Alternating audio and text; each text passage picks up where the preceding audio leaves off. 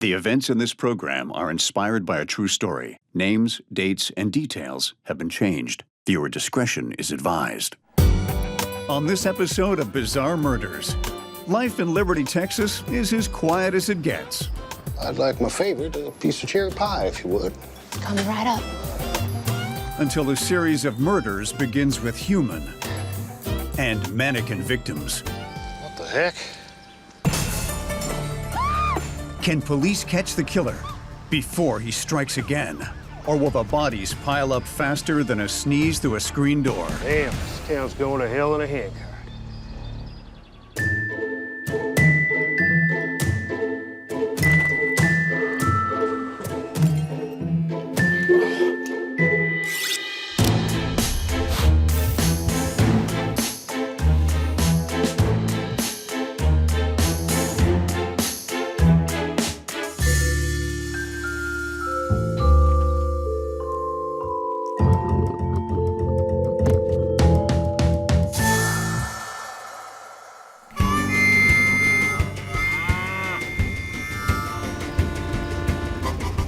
Liberty, the small town with a heart as big as Texas.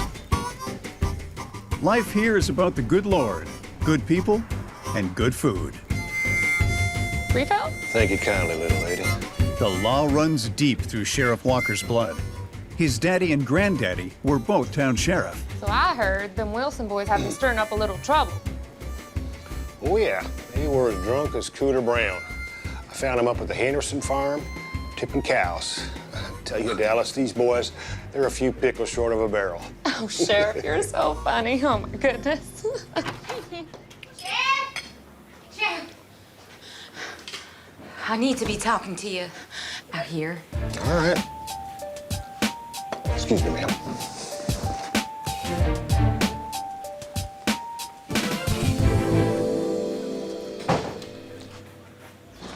So I'm crossing the road, right? And I look across the street, and I see something right there.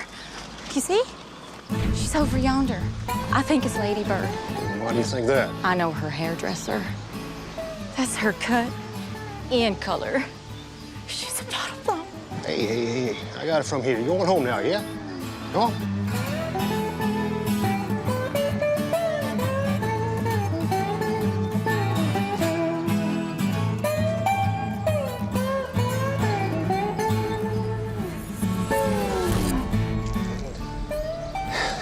Ain't that nuttier than a squirrel's turd. When Sheriff Walker examines the body, he confirms that it's local wife and cheerleading coach, Lady Bird.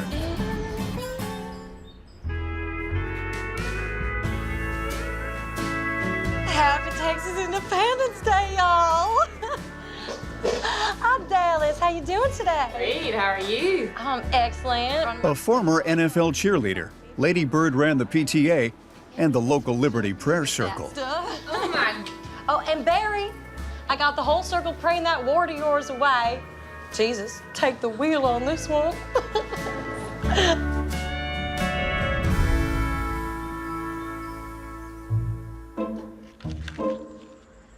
The bruising on Lady Bird's forehead indicates she was bludgeoned to death. The body is still warm, suggesting that Lady Bird was killed within the last couple of hours. Sheriff Walker checks for physical evidence at the scene, discovering fingerprints on Lady Bird's ankle. Gotta say, if I were going to bludgeon someone, I'd wear gloves. The fact that this killer didn't tells me this happened in the heat of the moment without much planning. Just more proof that we're looking for someone with major anger issues who could snap at any moment. You know, they say there's a monster in the heart of every man. In my case, it's the Cookie Monster. Oh, ain't this just an ugly old thing? Who could have done that to my lady? Sheriff Walker brings Lady Bird's husband, Buck, down to the station to answer a few questions. Buck, I'm gonna have to ask you where you was this morning. God, I can't believe you'd think that I did this to my wife. It just makes me madder than a wet hen. Whenever a woman's a victim of foul play, we're gonna look straight at her husband or boyfriend. Why? because in most cases they did it. So guys, if we don't like being the automatic prime suspects, we, as a group, need to stop killing the women in our lives. If you can just tell me where he was, I'd much appreciate it. I could get you out of here and back to grieving lady. I started work at the ranch at 6 in the morning, and I was there till you called. Can anybody prove it? Everyone, I was in the field in full view of the entire place. Sheriff Walker calls Buck's employer, confirming that he was, in fact, working in the field that whole morning. He was here till you called him away, Sheriff. Oh, yeah, Well, nice talking with you, bud. Same here. Yeah, well, we gotta get out duck hunting sometime soon. Been a dog's year. Love to, Sheriff. See ya. Now that's what I call an airtight alibi. You can't even go to the bathroom without a bunch of witnesses noticing you're gone. There's no way you could slip off, kill someone, dump the body, and then make it back in time. I mean, unless you're dealing with a kidney stone, so your bathroom breaks are long and... Oh, sorry, TMI. Sorry, getting old is hard. Anyway, I think Buck's eliminated as a suspect. Sheriff Walker hangs his hopes on finding a match for the fingerprints found on Lady Bird's body. Walker. Before the results can come in, though, Sheriff Walker gets a shocking report. Another body has been found. Well, ain't that just a big pile of horse manure? This town has gone from never having a murder to having 2 in a matter of days. That tells me law enforcement has a serious problem on their hands. Or everyone here is living in a small town horror movie. Don't turn off the lights. When Sheriff Walker starts to examine the crime scene, he realizes this latest victim isn't human. It's a mannequin. What the heck? Seeing that the mannequin has been made up to look like Lady Bird's body, Sheriff Walker checks it for fingerprints, but can't find any. Wait, so at the real murder scene, there's fingerprints, but here, nothing? That means that there are either 2 killers and the mannequin slayer is doing a way better job of covering his tracks, or we've got 1 killer who's learning. The question now is whether the mannequin is a taunt, or is a sign of something to come, maybe another murder, maybe a killer sidewalk sale. I was the one who found her, you know. News travels fast in Liberty, and soon everyone knows all the details of Lady Bird's murder and the mannequins.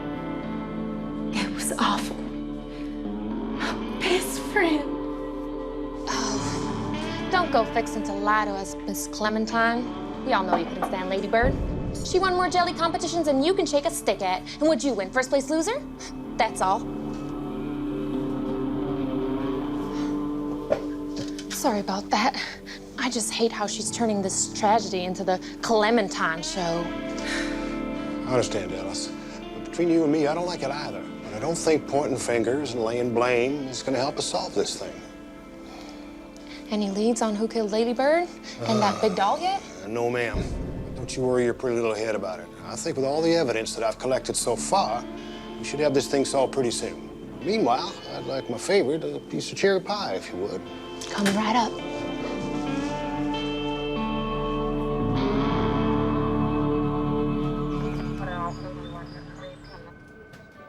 Sheriff Walker is hoping the fingerprints taken from Lady Bird's body will point to the killer.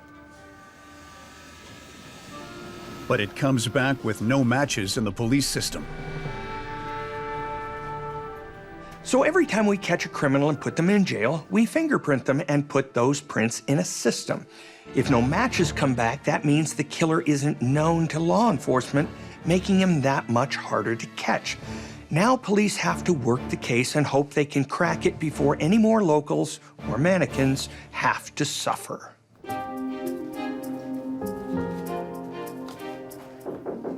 Come in. Hey, Wade, thanks for coming down. No problem, Sheriff. In a desperate need for information, Sheriff Walker turns to the man who sees and hears everything. Liberty's mailman, Wade. So, Wade, have you seen anything suspicious around town since Lady Bird's body was dumped? No. My family's from a small town in Texas, and I can tell you that the person who knows all the gossip is always the mailman. So I'm laying bets on the fact that Wade here has heard everyone's secrets. He's like the town confessor, but instead of confessions, he hears all the whispers about who's having affairs and who's the secret father of whose baby.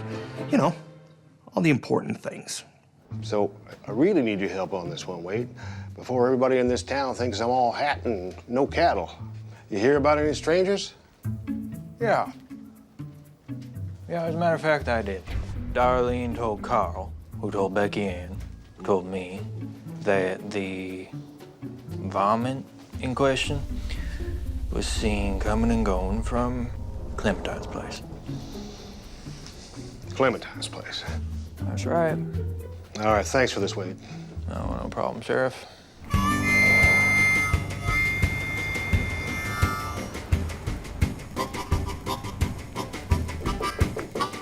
Come in. Ah, Miss Clementine.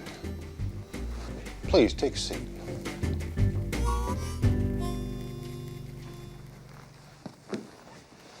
Good to see you. Now, look, I don't want to get up in your business, Clementine, but I've heard some stories that varmint staying in your place. You better be talking about a possum, Sheriff. Because I know you ain't referring to someone staying with me as no varmint. Well, I gotta confess, I am. Just to set the record straight, my cousin came down from New York City, and he left 2 days before Lady Bird was killed. So he ain't no varmint, just a Yankee. All right. When you're living in a small town and you know everyone in it, I get wanting the murderer to be a stranger. But in most cases, victims are murdered by people they know. So it's time to stop looking outward and to start thinking about who in town could be a real corn-fed killer. Over the next 2 months, Sheriff Walker continues interviewing locals, but no new information comes to light. Well, don't that just snap your goddess? There are, however, new victims, as a series of mannequin and mannequin parts are dumped around town. Every 2 weeks, just like clockwork, they show up, each more gruesome than the last. It's not unusual for a killer to taunt police with something like notes, puzzles, even dolls, or in this case, mannequins. But usually that happens when you've got something like a serial killer.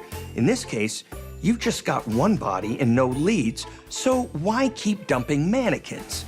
No matter what the answer is, though, it's time for police to figure it out before they look like a bunch of dummies. 2 weeks later, the next call comes in, right on schedule. Walker. What? Another one? You're right there. At the dump site, Sheriff Walker doesn't find a mutilated mannequin, but rather Clementine, bludgeoned to death, just like Lady Bird. Damn, this town's going to hell in a handcart. So now we've got a second victim who looks a lot like our first. Maybe this is a serial killer after all. And between the similar victims and the mutilated mannequins, I think we're looking at someone with more issues with women than Jack the Ripper. When Sheriff Walker examines Clementine's body, he discovers several dark hairs. Yeah, that's gonna help. It's gonna help a lot. Knowing these could give him a DNA profile for the killer, Sheriff Walker gathers the hairs and sends them out for testing.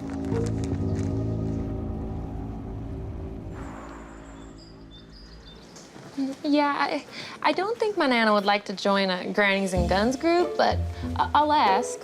With another dead body and no suspects in sight, locals start focusing on protecting themselves.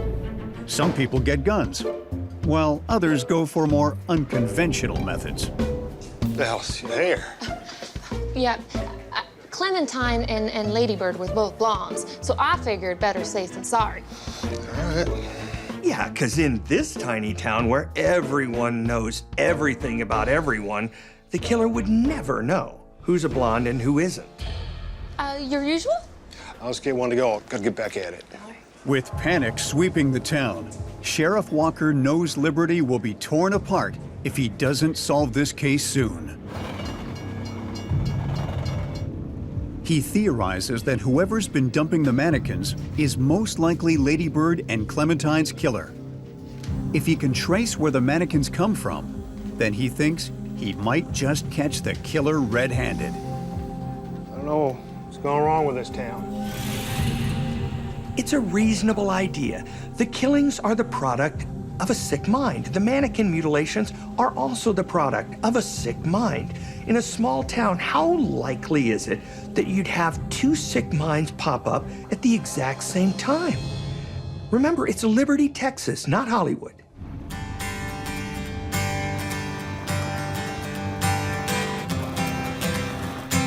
Sheriff Walker visits every place in town with mannequins,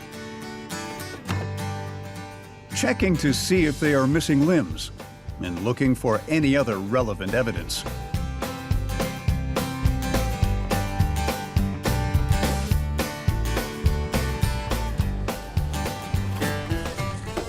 Look at that. Okay, that looks a lot like the paint on the mannequin limbs. I wonder why. Maybe, just maybe, because that is that paint. You know, I don't want to be the old man here, but in my day, we'd paint the town red, not the mannequins. You want to talk to me about this, Winter? Never seen it before. Boy, you're more slippery than an eel right now. Sheriff Walker hauls Winter, Liberty's sole goth, down to the station for questioning. All right, Winter. You want to tell me about that paint now? No, I do not. A loner, Winter can't wait to graduate high school and leave town to follow his dream of becoming a funeral makeup artist. Listen, boy, you'd be getting uppity with me if I were you. I don't have to tell you a damn thing, Sheriff. No, you don't. But if I were you, I'd start talking. I'm just fixing to put you in jail for the night. If you don't start talking. Fine, it was me, Sheriff. I did it. Wait, did the killer just confess? Seriously? All right, everyone, I guess we can all go home. No? Of course it isn't that easy. Sorry, I got ahead of myself. See that little mannequin humor? Just for you. It was me, Sheriff. I did it. I did the mannequins. I did not do the murders, though. I'm not a serial killer. Come on, you expect me to believe that you dumped all those mannequins just for the hell of it? Think I was born yesterday? Everyone in this town already hates me. Why not make them sweat a little bit? All right, then. If you're innocent, let's prove it. You wouldn't mind giving me some fingerprints, would you? All right, fine. To confirm Winter's story, Sheriff Walker sends out the teen's fingerprints and DNA for testing.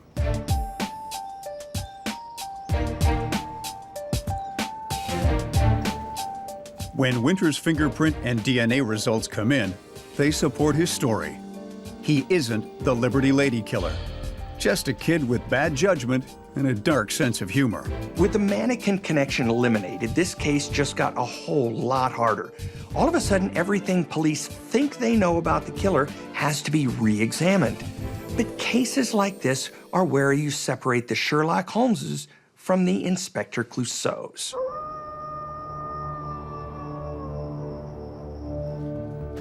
Sheriff Walker hits a dead end with the case. I don't know. Until a new lead finds him. Walker. What? You stay right there. I'm on my way.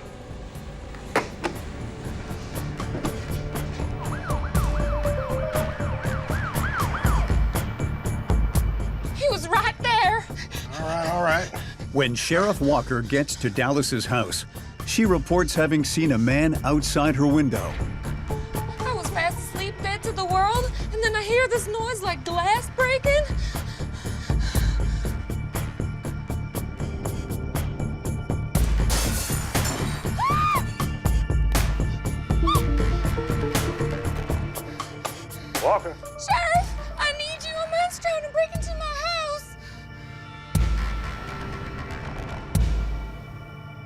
When Sheriff Walker examines the broken window, he notices something unusual. It looks like someone has been staking out Dallas's house and dropped a box from the town's only pizzeria. Well, damn. It's a pineapple. There's only one person in town with such an adventurous palate: Lady Bird's husband, Buck. Wait, after all this time, could the killer be the first person Sheriff Walker interviewed in the case? That's not possible. Buck was already cleared in his wife's murder. Could there be more than one killer here? What is wrong with this town? No, seriously, if I was living there, I'd be packing up and vamoosing.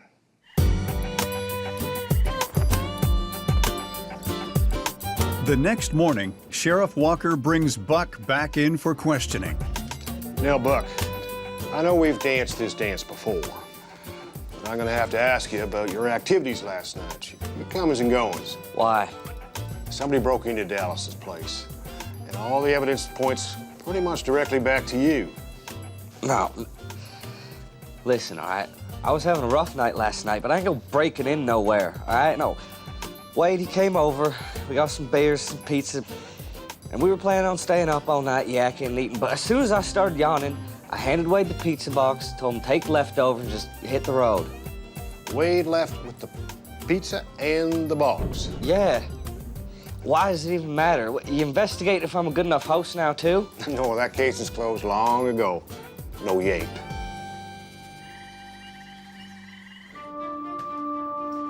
With Buck ruled out as the intruder at Dallas's house, Sheriff Walker brings Wade back in for questioning. So, Wade, you're saying you were with Buck all night?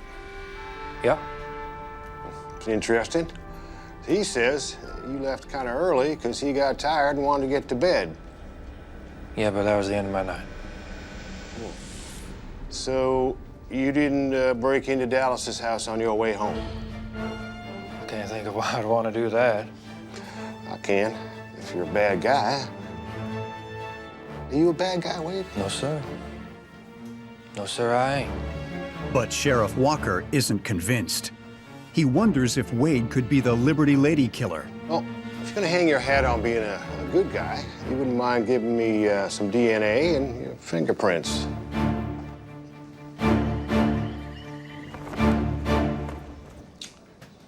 Well, looks like you weren't being too straight with me, Wade. When the test results come back, they confirm that Wade's prints match those on Lady Bird's leg, and his DNA matches the hair found on Clementine's body. You're so crooked, swallow a nail and cough up a screw. I'm sorry, Sheriff.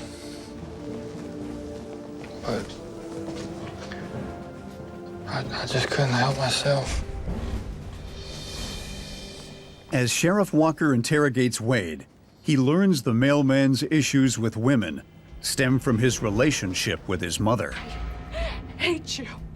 I hate you. I can't stand you. You're worthless. I wish I'd never given birth to you. Ah! From the moment he came out of the womb, she verbally abused him, before finally running off with her boyfriend when Wade was just 10 years old.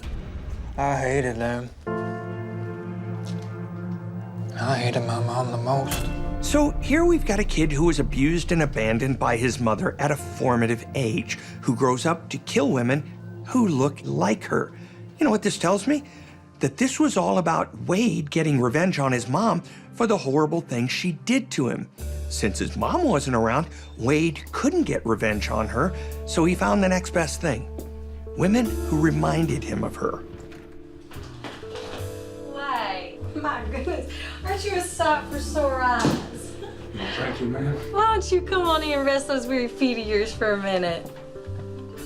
My goodness, it's hot as Hades out there. You must be parched. Would you like some of my grandmammy's famous peach lemonade? Well, yes, ma'am. Yes, ma'am, I would. Painfully shy, Wade developed a crush on Lady Bird, the first woman in town to show him any attention.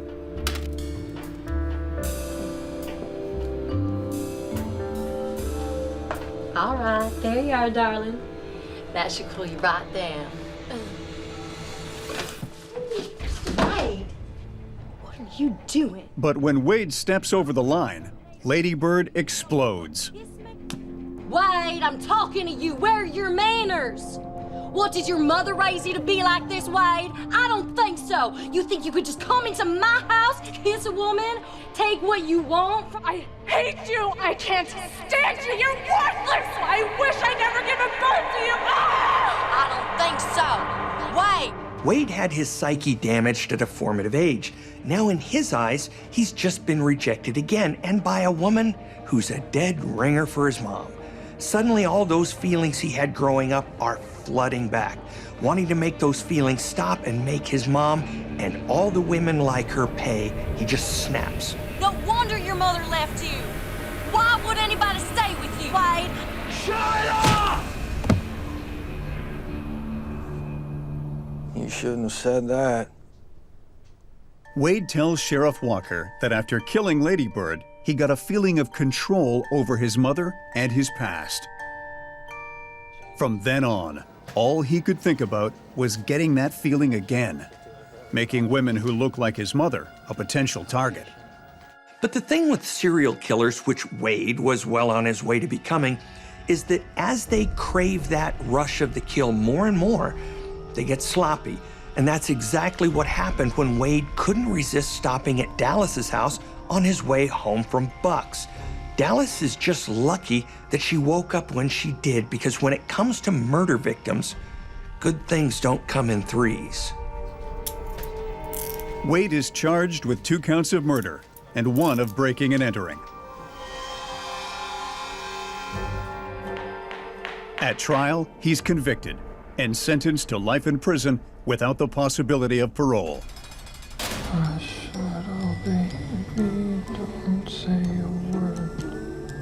When it comes to small towns, everyone thinks they know their neighbors. But even if someone looks like Mr. Rogers,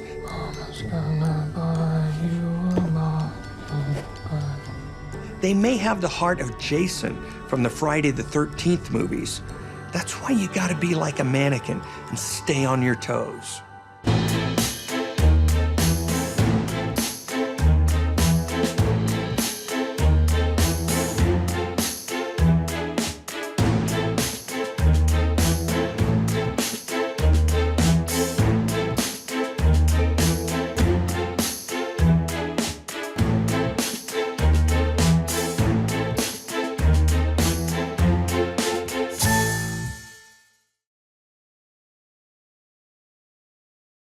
The events in this program are inspired by a true story. Names, dates, and details have been changed. Viewer discretion is advised.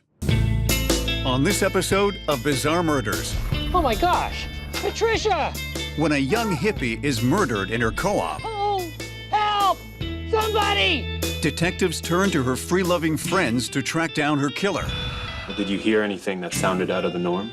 No, man. But when a strange clue leads to a dead end, I told you I didn't do it, man. they fear the summer of love might end with a killer going free. So what was the motive?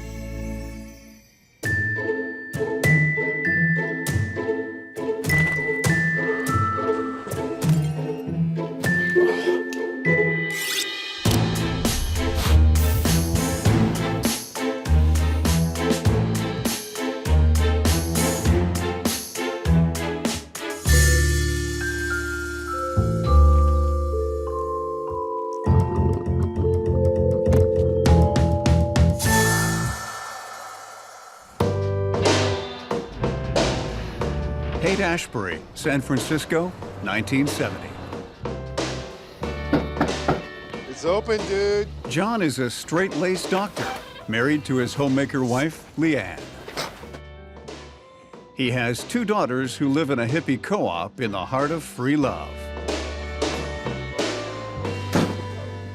Hello, young man.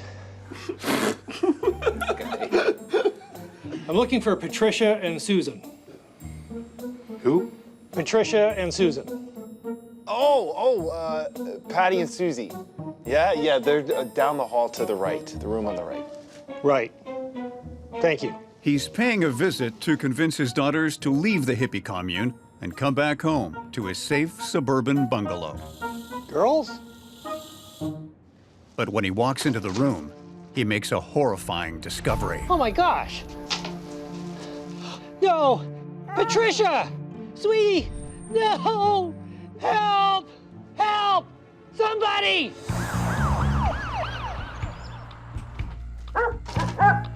Detective Fredericks, a rookie with the San Francisco PD, is called to the scene of the crime. Sorry, she's not good with strangers. This is his first murder scene, and he's eager to prove his chops. I'm very sorry for your loss. He determines that Patty was bludgeoned to death with a lava lamp. He finds a bloody fingerprint and a man's glove lying in a pool of blood. He believes it belongs to the killer. He also finds a sketch of a young woman who appears to be Patty. I remember when I was a new agent, so I feel Detective Frederick's pain. Your first murder investigation can be pretty intimidating, especially when you've got evidence that raises more questions than it answers. Did the killer go there with the intent to kill? Or was it a crime of opportunity? Was it a sexual assault or a robbery? And why did the killer leave behind a sketch of the victim? This is a challenging crime scene for a seasoned detective, much less a rookie. My advice, just 1 foot in front of the other, brother. Do you know of anyone who had issues with Patty? No, man. No, she was a sweet girl. No one would want to hurt her. Patty's roommates tell Detective Fredericks that her sister Susie is on tour with her band, so Patty was staying alone in her room. Was there anyone suspicious in the house at all last night? We don't keep a sign-in sheet, man. Society's rules aren't ours. Well, did you hear anything that sounded out of the norm? No, man. Actually, now that I think of it, I heard a scream. And? I didn't think anything of it. I just thought it was one of the girls, you know, like getting it on. So. And what time was that? I was tripping, man. I wasn't taking notes. Well, did the dog bark at all? No. And you know what? The pooch is pretty vocal if she doesn't know you. I mean, you walk up and she'll just raise a holy hell. So the killer knew Patty. Or else the dog would have barked. If you say so, man. As an investigator, I know there's nothing more annoying than unreliable witnesses, especially when they're out of their heads on weed and goofballs.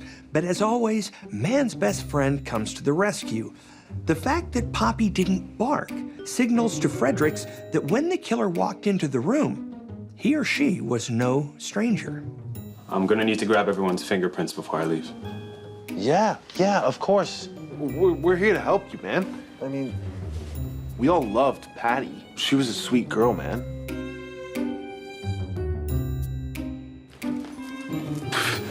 Brother, chill out, man. I'm not your brother, dude. Oh. Detective Fredericks determines that nothing was taken from Patty's room, so he's able to rule out robbery. The autopsy reveals there was no sexual assault, and time of death is estimated between 12 and 18 hours before she was found. So what was the motive? I'm just gonna need your fingerprints. Yeah, of course. Detective Fredericks brings Patty's father, John, down to the station for questioning. Can you think of anyone who would want to hurt your daughter? She spent her time with a lot of seedy characters, so who knows who she came into contact with. And how was your relationship with Patty? Strained, to be honest. Is that so?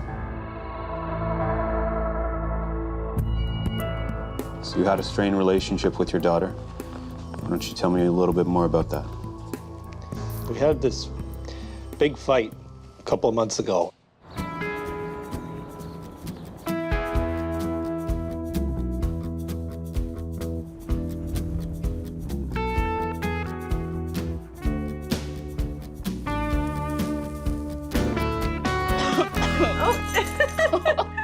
John wants his daughters to go to college, find a nice man to marry, and become homemakers. What the hell is going on in here? Dad, you can't just barge in on us like that. It's my house, my rules. When you start paying the bills, you can make the rules. Give me that. You can't take You that. need to stop hanging around with those hippie types. Dad! But it's the summer of love, and Patty and Susie don't want to conform to society's rules. They aren't interested in landing a husband or pumping out babies. You're throwing your lives away with this lifestyle of yours. Patty wants to be a model, and Susie wants to play guitar in a band. You girls should move to Iowa. He threatens to send them to live in the Midwest with their grandmother if they don't shape up. Okay, you know what? Don't even worry because we're already gone. Where are you We're going? going. We're leaving because clearly you don't want us here. Here, puppy. Come on. Come on. Let's go. Don't think you can come crawling back here. We won't. You're gonna regret this.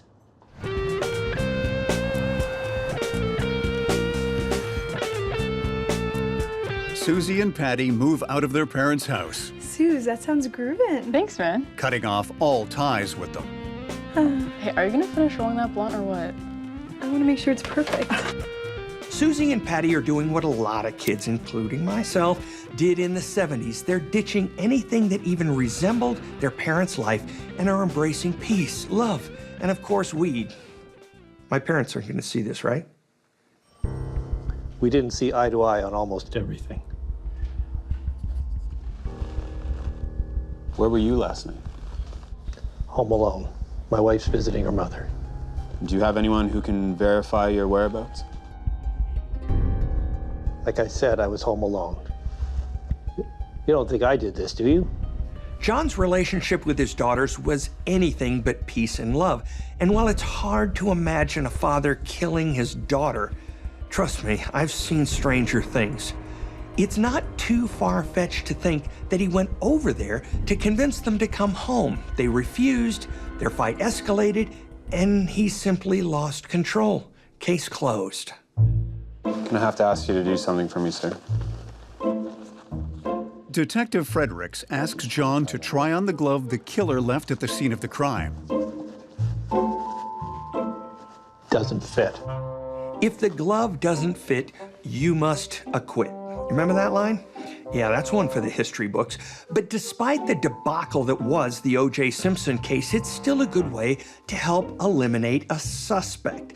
Back when I was starting out, technology was limited and DNA databases didn't exist. So these elimination techniques might seem a little old-fashioned, but it's all we had. The results of the fingerprint test confirm that neither John nor any of Patty's roommates are the killer. Well, I guess that settles it. You're free to go. Find the person who did this. Sir, I promise you, I'm doing everything I can. Looking for a new lead, Detective Fredericks pores over Patty's diary. It reveals that she had affairs with 8 men over the last 6 months. He took off my blouse slowly and then started to slip off my skirt. The age of Aquarius, with all of its free love, does not bode well for murder investigations. The song I Get Around was popular for a reason, you know what I'm saying? But for cops, the problem with too many lovers is that you have too many suspects. And too many suspects means a whole lot of confusion. As he nears the end of the diary, Detective Fredericks discovers something that piques his interest. Yesterday, I met the coolest cat at an art show. His name is Davy. An hour after we met, we shagged on the carpet.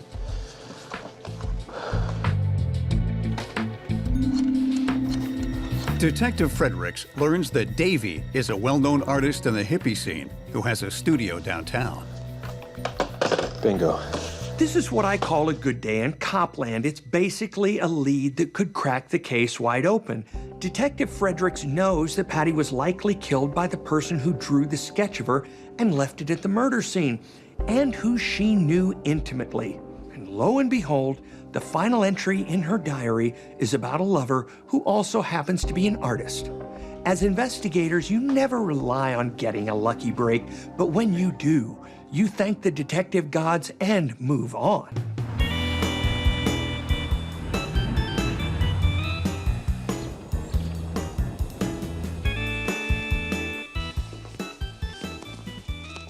Davey?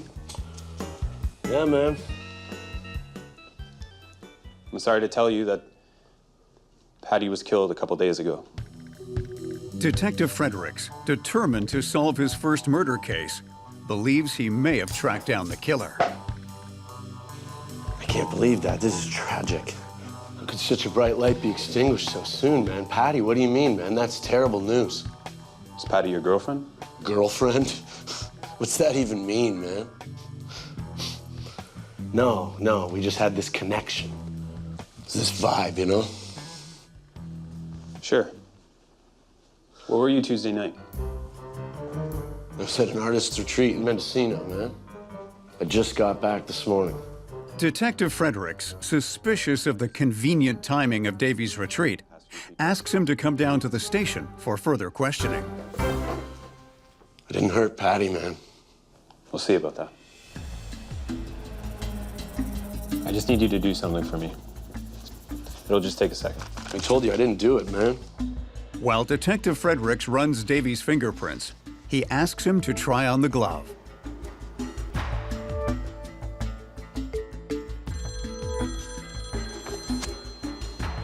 Detective Fredericks is informed that Davy's alibi checks out.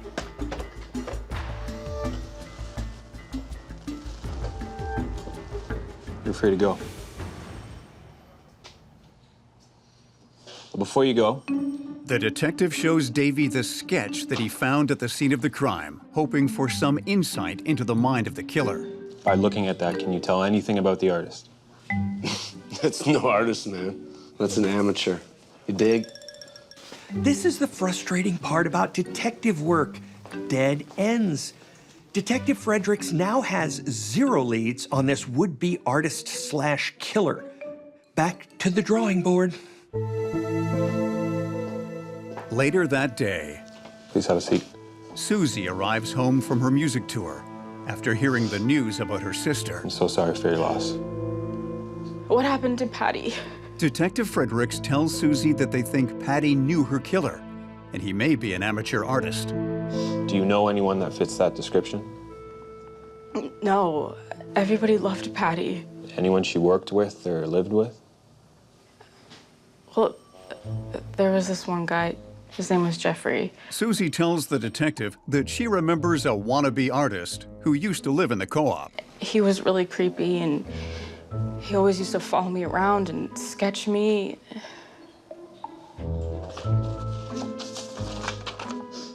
Does this look familiar at all? Yeah. That's me. Whoa. Detective Fredericks thought the sketch was Patty. If it's Susie, that's a whole different ballgame, or peace circle, or whatever you want to call it. Basically, Susie's revelation opens up a whole can of worms. You dig? Are you sure that's you? What makes you say that? Because I have tons more just like that one. Oh. This is what detectives call a whopping curveball, for lack of a technical term, and for a rookie detective, that's a pretty big setback. So now he's left with the big question. If the drawing is Susie and not Patty, then why was it left at the crime scene? Susie's a musician, I'm not getting it. Oh, nah. No.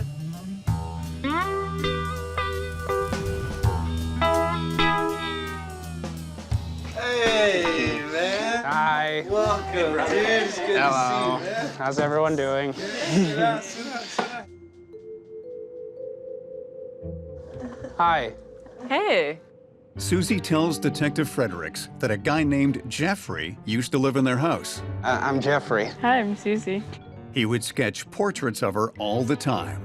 Would you mind if I draw you? Yeah. Yeah, that's cool. Cool. Despite his lack of talent, he thinks he's the next big thing to hit the art world. He doesn't let anything come between him and his dream until he meets Susie. You're very beautiful. Thank you. At first, Susie is flattered, but soon, Jeffrey can't seem to draw anything other than Susie. Susie. And starts to follow her around the house. Can I draw you? The light. is so beautiful in here. Yeah, I guess.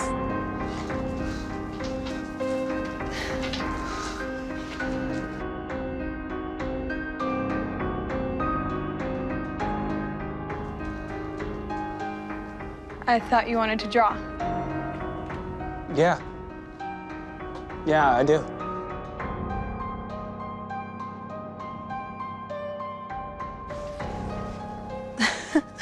You call yourself an artist? Dream on.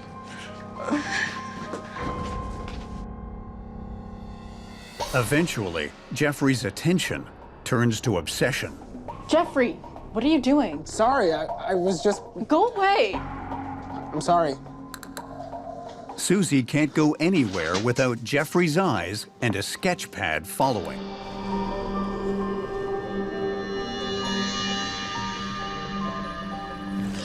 Jeffrey, what are you doing? I'm just... Get out, you freak! You're so beautiful. Get out! This is borderline stalker behavior, but here's the thing. A typical stalker doesn't bring their sketch pad along for the ride, so Jeffrey's got more serious issues going on, and one way or another, that means trouble for Susie. Sorry, brother, that's crossing the line. You gotta go. I just can't draw anything else but you, Susie. That is not our problem, Jeffrey. Peace, brother. Jeffrey is eventually kicked out of the co-op.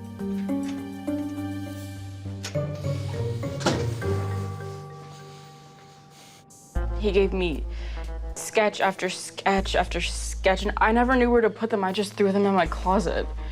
I probably have hundreds more just like this one. Detective Fredericks tells Susie that he'll need to collect the sketches for evidence. Okay, but if he was obsessed with me, why did he hurt Patty? That's the million-dollar question, isn't it? I don't know. Patty wasn't cool with Jeffrey stalking her sister, so he could have been looking for revenge. Or maybe he thought that Susie would give him more time if Patty wasn't in the picture. Or maybe Jeffrey's not the killer at all and he's just an eccentric artist. Detective Fredericks already made the rookie mistake of assuming, so he's going to be careful this time. With no registered address for Jeffrey, detectives ask Susie to work with a sketch artist to compose a physical likeness of him. Here you go. And the cops plaster it all over the city, hoping someone will recognize him and turn him in. The thing about the 70s is cops didn't have the technology that we have today. This is before social media, where you could find a digital footprint of a perp within seconds and track them down. Back then, you had to do a lot more legwork. Think of this as an old school Facebook. Cops want to tap into a social network, and the only way they can do that is by posting his face in the areas a wannabe hippie artist would hang out.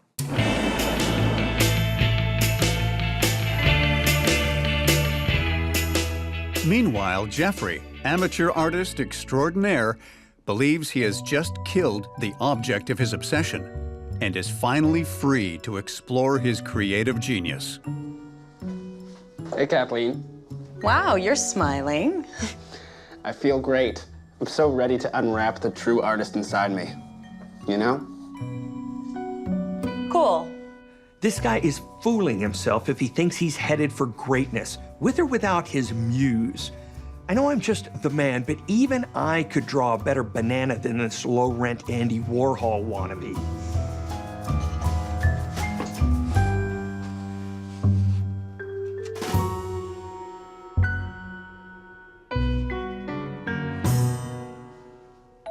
Fearing she may be taking an art class with a killer, Kathleen makes a phone call to the police.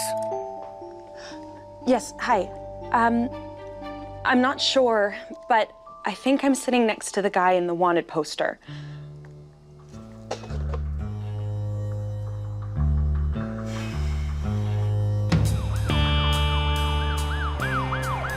Detective Fredericks gets a phone call from a fellow artist who believes that Jeffrey, who's wanted for questioning in the city's latest murder, is in her art class. Is your name Jeffrey?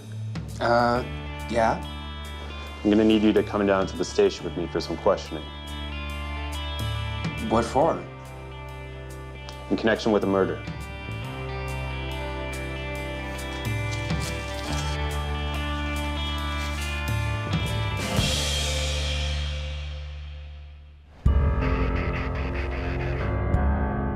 just gonna show you a few things. Detective Fredericks tries to pin the sketch found at the murder scene on Jeffrey. Recognize that at all? No. How about this one? Or this one? Or this one? This one? How about this one? Should I continue? Okay, okay, it's my artwork. I like to draw Susie. She was beautiful. Why was one of your sketches found at the murder site? I don't know. Detective Fredericks asks Jeffrey to try on the glove that was found at the scene of the crime. It doesn't fit.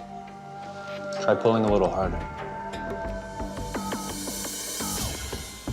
Well, strike 3 for you.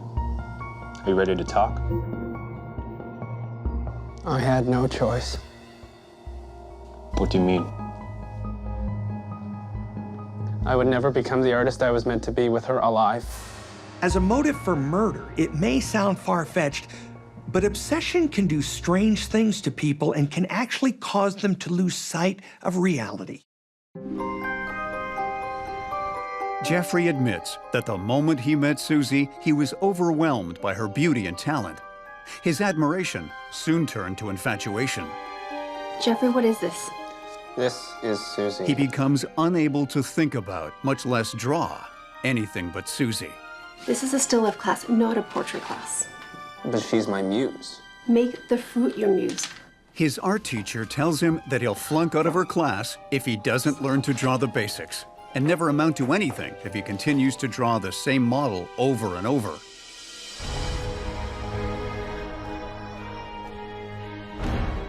A frustrated Jeffrey tries to master the basics, but no matter how hard he tries, he's only able to draw Susie. Jeffrey becomes more and more obsessed until he eventually becomes unhinged. I can't take this anymore! Finally, in a desperate attempt to erase Susie from his mind and become the Picasso he knows he can be, he makes a drastic decision. I have to get rid of her to free myself. So this takes the phrase tortured artist to the extreme. He somehow believes that if he just gets rid of Susie, he'll be able to release his artistic genius and become the next Van Gogh. Wait a minute.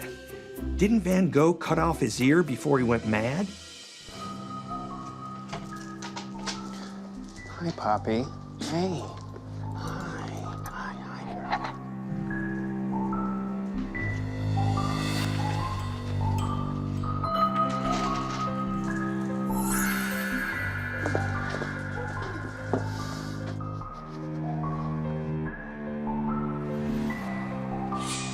I can't take this anymore. I have to get rid of her. I have to destroy her. To free myself. I can't take this anymore!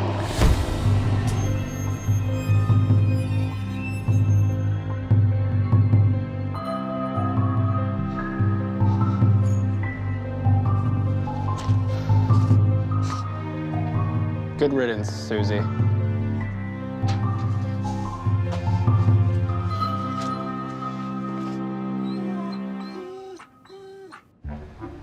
Having freed his tortured mind, Jeffrey is able to move on and explore his creative genius.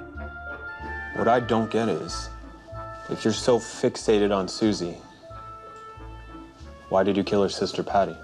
I didn't kill Patty. I killed Susie. No, you killed Patty. No, I killed Susie.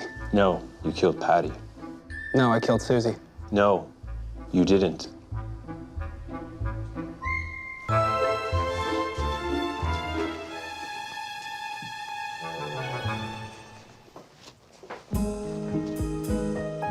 When Jeffrey sees Susie, he realizes the full extent of his fate. No. No! No! No! Whoops, that's one you can't take back. What do you do when you've just killed the wrong girl in order to free your inner artist? You rot in jail, that's what you do. To everything, there is a season. And this cool cat's gonna be chilling in prison for a very long time. After confessing to killing Patty, Jeffrey is convicted of first-degree murder. He is sentenced to life in prison. In Jeffrey's mind, his potential as an artist was somewhere between Da Vinci and Dali, if he could only unleash it. His obsession with Susie and the fact that he could only draw her convinced Jeffrey that if he could only get rid of his muse, he might finally master his art. In reality, his true talent probably lies somewhere between narcissism and delusion. And now it turns out Michelangelo is not only stuck in jail for the rest of his life, but he's also trapped in a prison of his own mind, doomed to draw Susie forever. Peace out.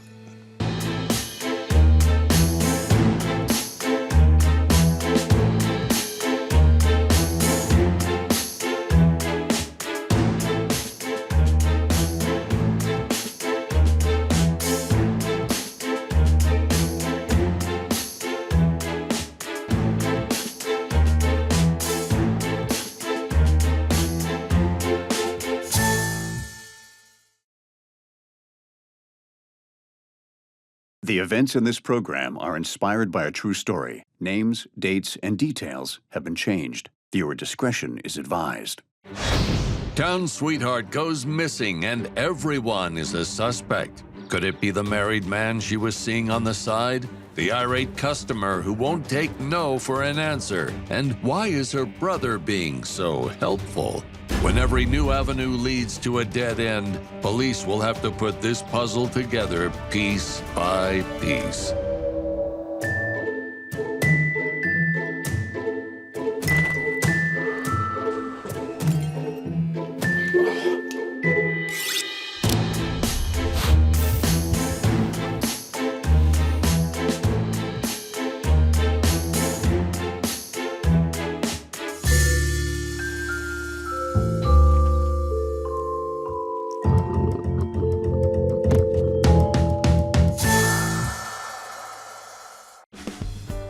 Appleton, Wisconsin, 2007.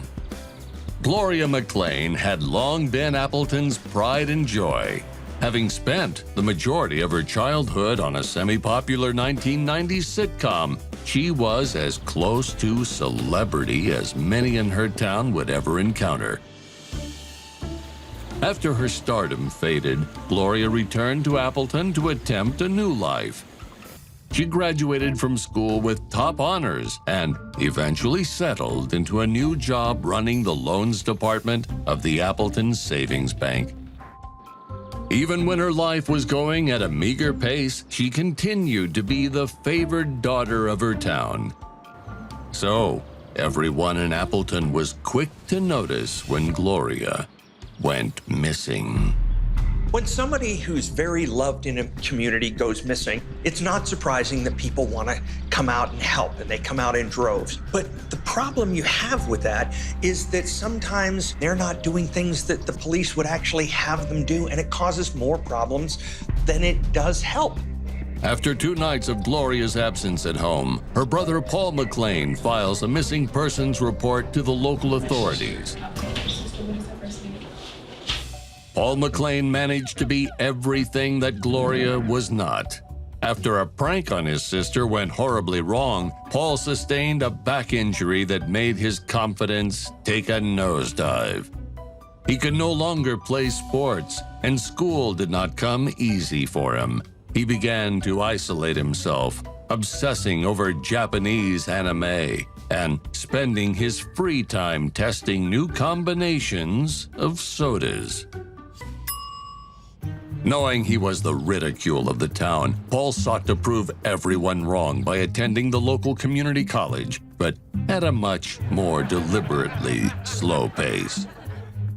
Since Gloria and Paul's parents died, the two have lived in the old family house. Gloria always worried about her brother's financial state, and since the house had already been paid off, it was easier for the two to just continue living there. Until Paul graduated college, of course. Paul reports Gloria missing with great concern and distress. When asked if he knows of anyone who might kidnap his sister, he responds with one name: Darren Tooley. Anytime anybody goes missing, the first thing detectives are going to focus on is that person's inner circle. The second thing they're going to do is try to whittle down the list of suspects. But Darren is not going to get marked off this list.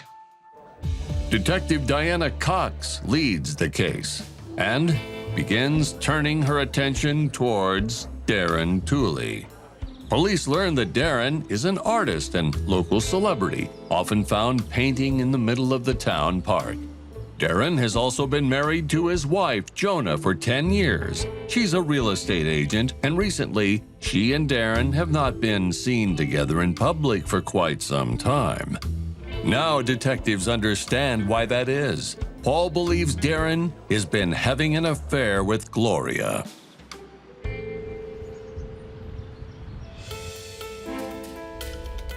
While Detective Cox began tracking down Darren Tooley, Paul starts making missing person flyers to help find his sister. Police are skeptical of Paul's efforts. The town has long considered Gloria and Paul's relationship a rocky one. Paul's guilt at holding his sister back only amplifies the fact that he constantly lives in Gloria's shadow.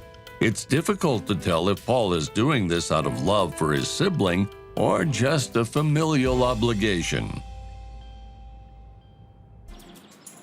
Detective Cox arrives early to Darren Tooley's house and finds his wife, Joanna, relatively at peace, as though she is entirely unaware of the possibility her husband could be cheating on her. Joanna tells Detective Cox that Darren was headed towards Gordon Bullboy's nature preserve, but that's not out of the ordinary for him.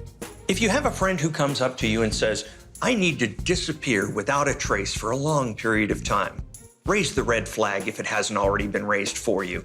That's strange. And Darren decides that he has to do that. I bet he's finding some pretty good inspiration elsewhere, don't you think? Detective Cox sets out for Gordon Bullboy's nature preserve, but she finds that Darren is not listed among the campers at the park's registration. She returns to the station with a new idea. She goes through Gloria's credit card payment history as well as her recent phone calls, but there is nothing out of the ordinary that Cox finds worthwhile to investigate. Later that day, Paul McLean returns to the station after one of his classes to infer how the investigation is going. Detective Cox gives him the only theory she can compose. She believes that Gloria and Darren have likely run off together. She explains that with no evidence, no body, and no witnesses, it is difficult to assess whether Gloria ran away or was kidnapped. When you're dealing with the family of a missing person, the amount of information you give them is critical. Nobody needs to remind Paul what the other option is. It's gonna be all right. Paul becomes visibly upset, claiming that Gloria would never run away so long as she had to take care of him while he was getting through college. Detective Cox does her best to control Paul's explosive temper and tells him to continue trying to call Gloria over the next few days. Paul leaves disgruntled, but not at a complete loss. Later that day, Detective Cox receives a call from someone in Memorial Park claiming that they found a suspicious package that they believe police should investigate. Police arrive on the scene to discover a sizable suitcase lying near a large electrical tower in River Creek. Carefully, they pop it open, only to find a sight that sickens them to their stomachs. Detective Cox pops open the lid of the suitcase and finds a woman's naked torso. After they recover from the ghastly sight, they quickly bring in the body to test it for fingerprints or some kind of identification, but they find neither. With no security cameras surveilling the area, police question nearby witnesses, but nobody claims to have seen who dropped off the suitcase. and many note the smell kept most of them from even approaching it. Police then ask if they know who it was that called them to the scene, but no one steps forward claiming they did so. 0.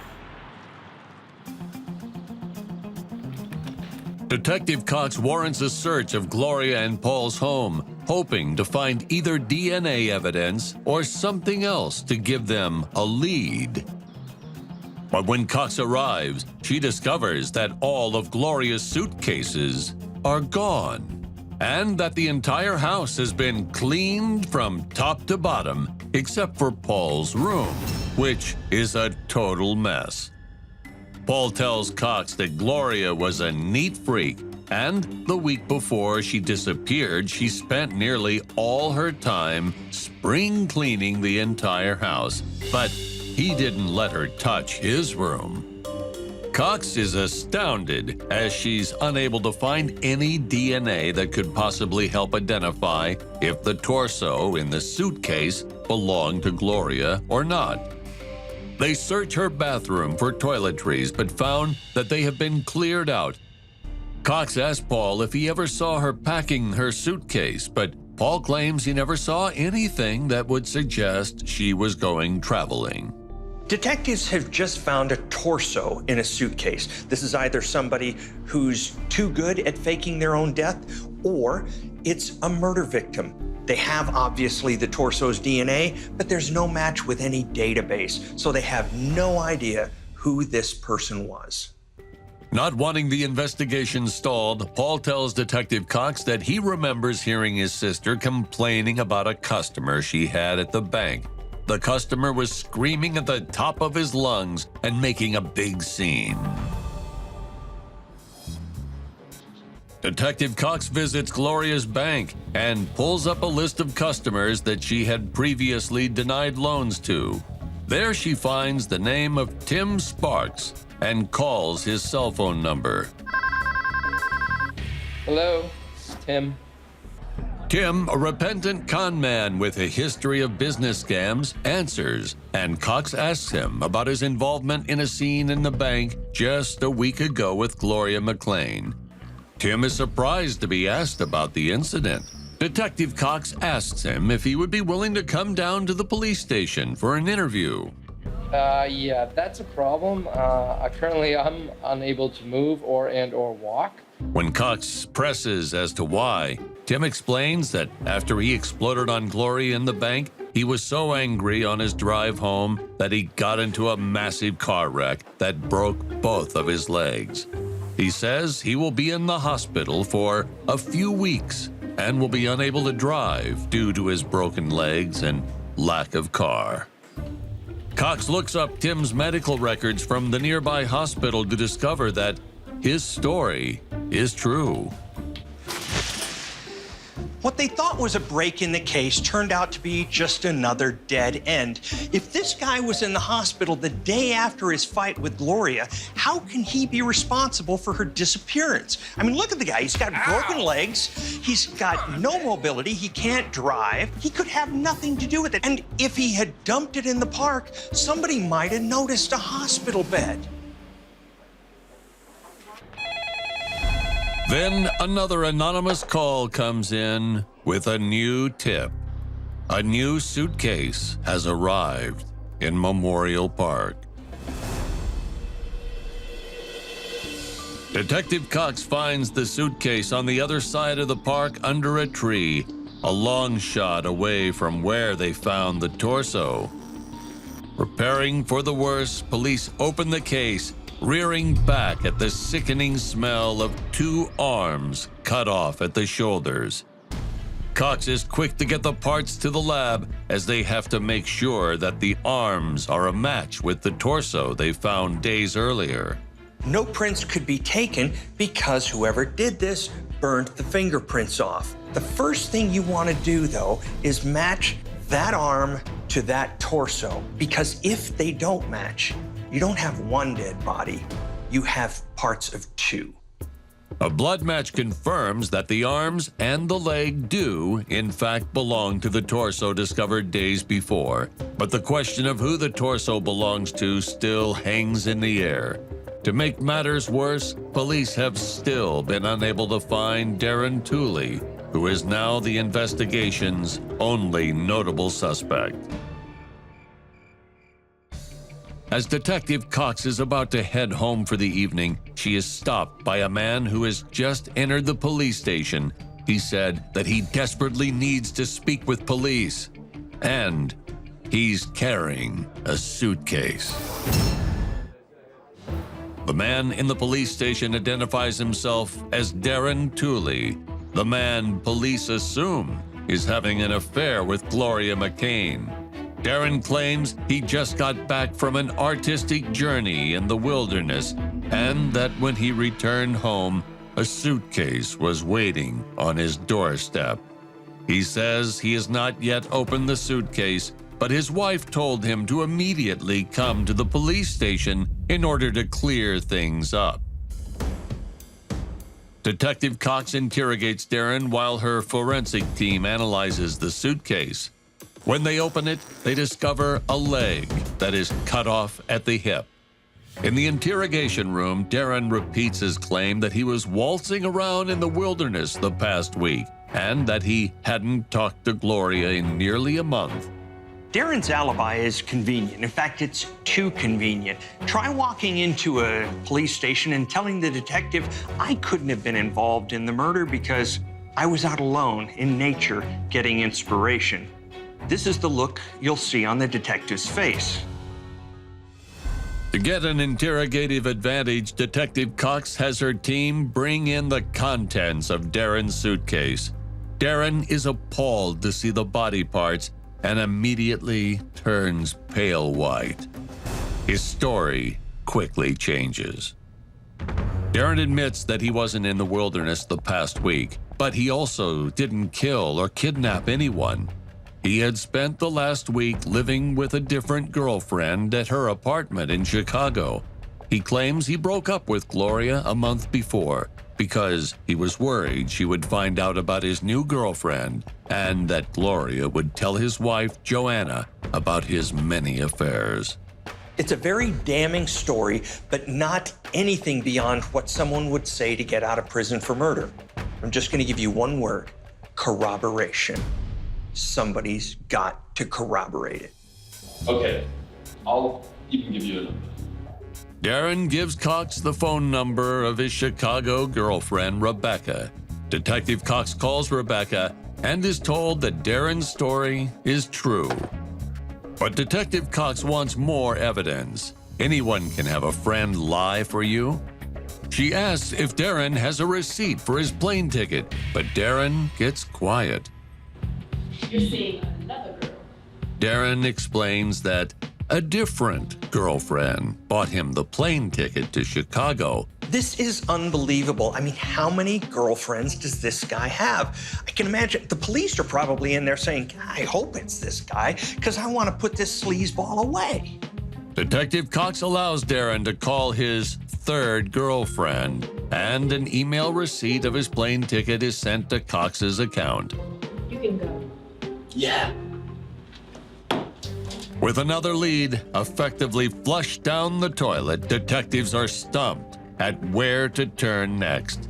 They decide to set their sights on the only other person they believe could be involved, Gloria's brother, Paul. Looking for my sister Gloria, who's still missing. Detective Cox finds Paul out about town, making a video plea for the people of Appleton to be on the lookout for Gloria. In his arms, missing flyers that have been stapled all over. Paul explains to Detective Cox that he has been putting up flyers after class every day. Detective Cox asks Paul if he would be willing to come in and answer a few more questions. I don't understand why can't you just ask me here? I can have. Paul flips into a rage. He screams that no one is taking him seriously and that interrogating him is a waste of time and resources. In his anger, he throws down the flyers. Detective Cox becomes even more suspicious about Paul's outburst. It's not normal for an innocent person to flip out when they're asked to assist in an investigation. And when that happens, it raises a red flag. Detective Cox finally manages to convince Paul to come in for questioning, though Paul says he will only do so if he is allowed to drop off his things at home. Cox reassures him that his personal possessions will be just fine as she leads him to her cruiser.